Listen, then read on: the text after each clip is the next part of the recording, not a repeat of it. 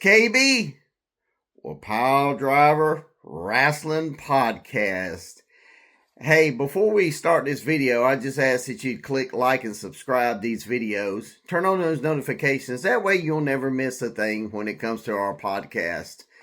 You know, if you know anything about the old school podcast, you know that I always say that the old school paved the way for the new school. And I truly believe that. We always want to pay homage to the old school. So today, that's what we're doing in the form of Abdullah the Butcher. Now, Abdullah the Butcher, if you're not familiar with this guy, was a extreme hardcore guy that was really, his character was off the charts. He would actually come out there into the ring with a piece of raw chicken,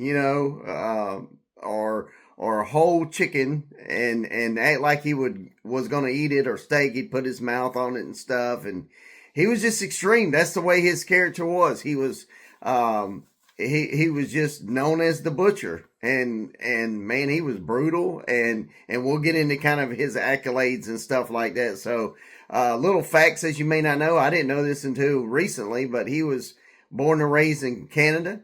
His mom was an African American, and his dad was a Native American, which is really cool. You never know somebody's history, so that's really cool. Knowing not only is he from Canada, but he's got those parents as well.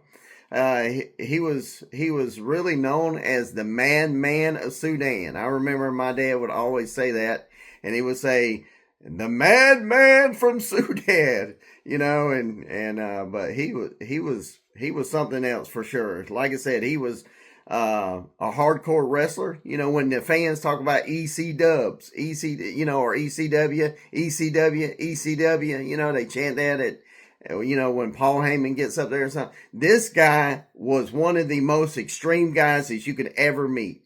I mean, really, we talk about the stakes and things, but he was extreme.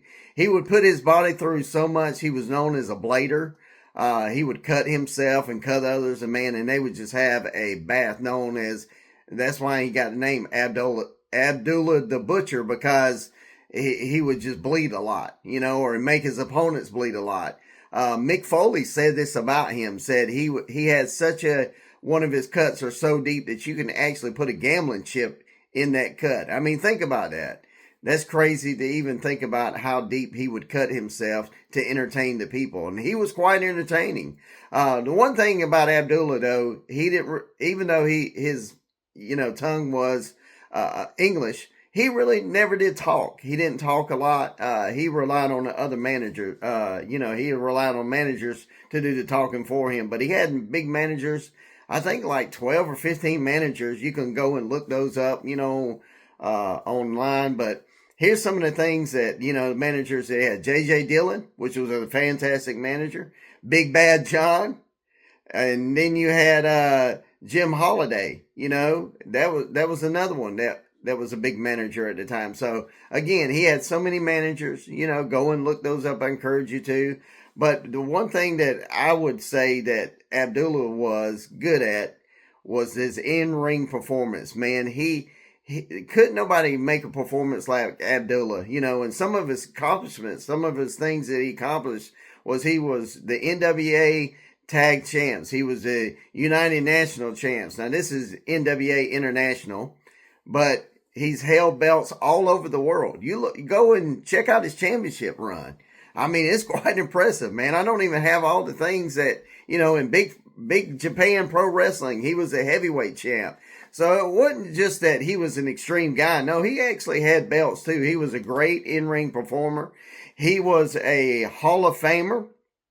Many of you may not know that. He was a Hall of Famer in 2011. He got inducted in Atlanta as a Hall of Fame, but there was some controversy there.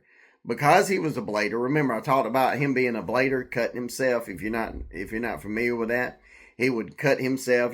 Back in those days, they would hide, blades in their mouth in different places, up underneath their tape, wherever, and then they'd cut themselves and slip it right back in. But in 2011, he was inducted into the Hall of Fame. But superstar Billy Graham said it was a disgrace for him to be because he was a blader like that. So superstar Billy Graham said, I don't want to be a part of any organization that does this. So he didn't want to be a part of the WWE Hall of Fame. And so eventually, and later on, I think it's 2014, if I'm not mistaken, Abdullah the Butcher actually sold his Hall of Fame ring, I guess because of blading and, criticism and stuff like that. Because, at that time, Abdullah caused a lot of people to catch hepatitis C and things of that nature. So a lot of people weren't fans of his style of wrestling. Again, it was a different generation. There was nothing to swap blood. It's not like it is today, where everybody's safe, but it was a different, environment, during his time. But he's actually, I looked this up too. He's a Canadian Hall of Famer. So he just got inducted in 2023 to that. And he owned 2 restaurants. How about that? The Butcher owning 2 restaurants. So that's a little bit of Abdullah the Butcher. That's his story. I hope you enjoyed this video. I hope you click on some of his stuff because he was quite entertaining, to say the least. So head on over. Check out some YouTube videos of Abdullah the Butcher, the madman from Sudan. That's all I got today on the Pile Driver Wrestling Podcast. We'll see you next time on Old School Friday.